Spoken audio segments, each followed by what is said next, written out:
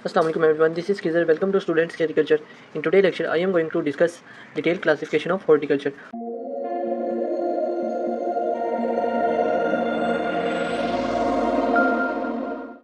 हमने अपने lecture number 2 में भी क्लासिफिकेशन कवर की थी, लेकिन वो सिर्फ बेसिक क्लासिफिकेशन थी, जिसमें हमने सिर्फ ये देखा था कि किस तरह क्लासिफिकेशन को हमने उसके फ्रूट्स की, वेजिटेबल के स्ट्रक्चर डेवलपमेंट, उसके प्रैक्टिसेस ऑफ ग्रोन और उसकी मार्केट की वैल्यू की बेस पे, अप एंड डाउन की बेस पे हमने उसको क्लासीफाई किया था। लेकिन इस लेक्चर में हम देखेंगे किस तरह हम उसको बोटेनिकली और हॉर्टिकल्चर बेसिस पे क्लासीफाई करते हैं। अब बोटेनिकल क्या होता है? बोटेनिकल साइंसेस की ऐसी फील्ड है जिसमें हम किसी भी चीज़ को उसकी प्लांट किंगडम से लेकर उसके अंदर फैमिली, जीनस, ऑर्डर, तमाम चीज़ें देखते हैं और उसकी मतलब कि हर उसकी रूट से लेकर उसके प्रेजेंट सिचुएशन तक सब चीज़ें देखते हैं, तो तब हमें पता चलता है वो कौन सी बोटेनिकल क्लासिफिकेशन में लाई कर रही है। इसी तरह ये कुछ बोटेनिकल क्लासिफिकेशन की स्टेप्स हैं जिसको हम फॉलो करते हुए इसको हम देख सकते हैं कि कोई भी जो फ्रूट या वेजिटेबल है कौन सी कैटेगरी में लाई कर रहा है। अब इसमें सबसे पहले हमारे पास आ जाता है प्लांट किंगडम, उसके बाद हमारे पास डिवीजन, फिर cell, order, family, genus, species, cultivator and variety.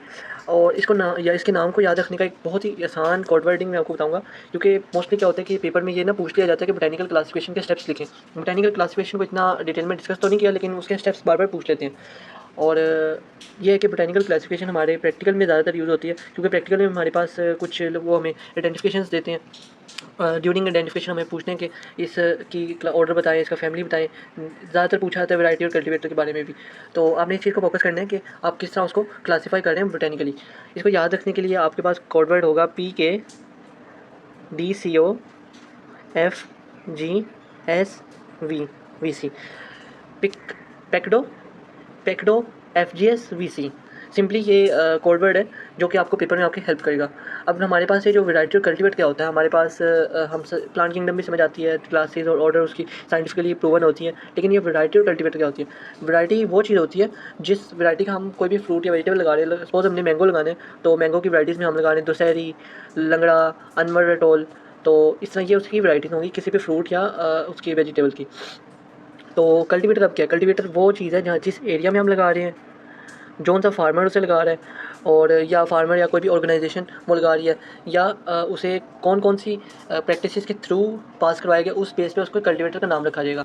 Next हम चलते हैं कि हमारे पास हॉर्टिकल्चर क्लासिफिकेशन क्या होती है। हॉर्टिकल्चर क्लासिफिकेशन ऐसी सिस्टम है जिसमें हम उसको उसकी नोमेनक्लेचर होता है, उसके मतलब कि वेदर के हिसाब से, उसकी आइडेंटिफिकेशन या उसकी डिस्क्रिप्शन के हिसाब से उसको क्लासीफाई करते हैं। इसमें कुछ टाइप्स आ जाती हैं। सबसे पहले हमारे पास आ जाती है growth habit, sex of plant, life span, temperature, uses, morphology. ये सब आगे हम डिस्कस करने वाले हैं।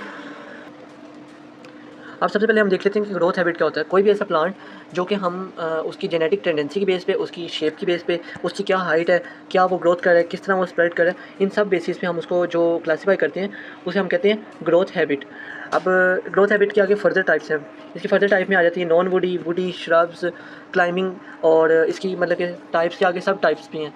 तो सबसे पहले हम देख लेते हैं नॉन वुडी में कौन सी होती हैं। हमारे पास कुछ प्लांट्स होते हैं जिनों की जो अपर पार्ट होता है, हम इन्हें को वेजिटेटिव पार्ट कहते हैं। जो अपर पार्ट ये जो वाला होता है, इन्हें हम कहते हैं वेजिटेटिव पार्ट। ये वाला जो इनों का अपर पार्ट होता है वो फोलिएज प्लांट होता है, मतलब कि जूसी होता है, टेंडर होता है एक्सट्रीमली।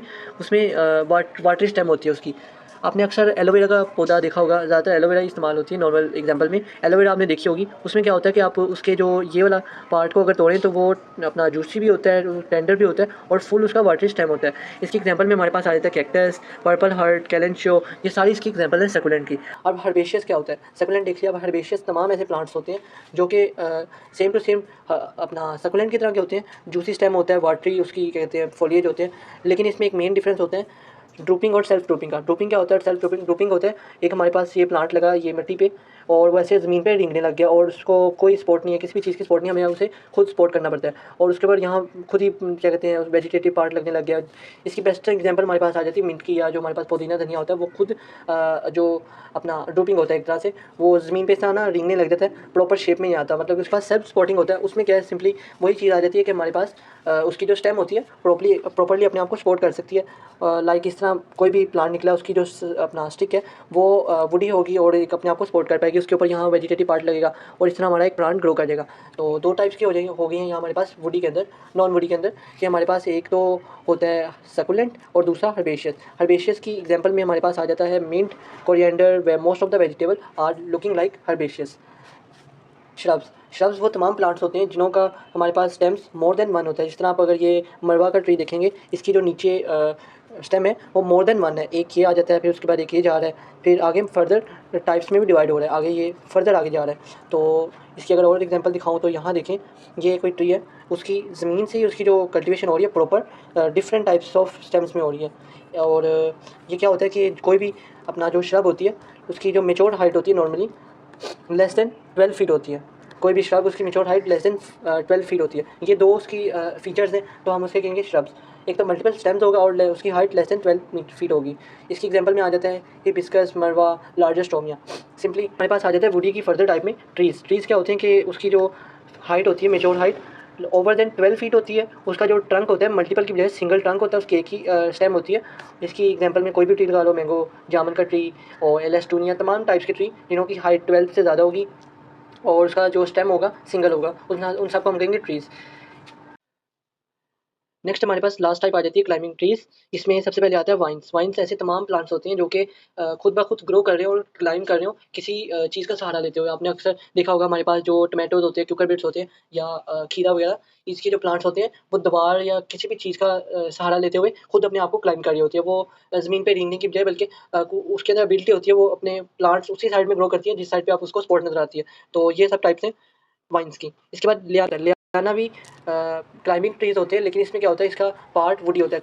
वाइन में एक चीज़ बताना भूल गया, इसमें जो इसका स्टेम होता है नॉन वुडी होता है। उसका जो स्टेम मतलब कि लचकीला सा होगा, वुडी नहीं होगा। जबकि लियाना जो होता है हमारे पास, जो कि मोस्टली ग्रेप्स में आता है या हमारे पास बोगनविला होता है, इसमें हमारे पास इसकी स्टेम वुडी होती है और ये भी एक तरह से क्लाइंबिंग होता है और अपने आप को खुद ग्रो करवाता है डिफरेंट चीज़ों का सहारा लेते हुए, सपोर्ट करते हुए।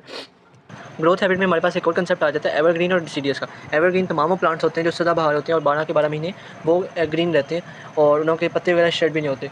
जबकि हमारे पास जो डिसीडियस होता है ये आधा साल हमारे पास ग्रीन रहता है और आधा साल हमारे पास इसके पत्ते झड़ जाते हैं। मोस्टली इसके पत्ते ऑटम वगैरह में झड़ जाते हैं।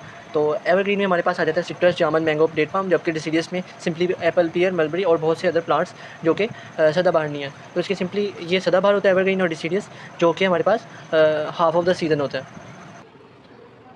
आई होप आपको क्लासिफिकेशन के दोनों पार्ट्स अच्छे से समझ आ गए होंगे, जिसमें हमने आज पहला पार्ट किया था ग्रोथ हैबिट का, जिसकी आगे फर्दर टाइप्स हमने डिस्कस की थी। इंशाल्लाह आने वाले लेक्चर में हम इसकी जो हमारे हॉर्टिकल्चर क्लासिफिकेशन की इसकी फर्दर टाइप्स डिस्कस करने वाले हैं।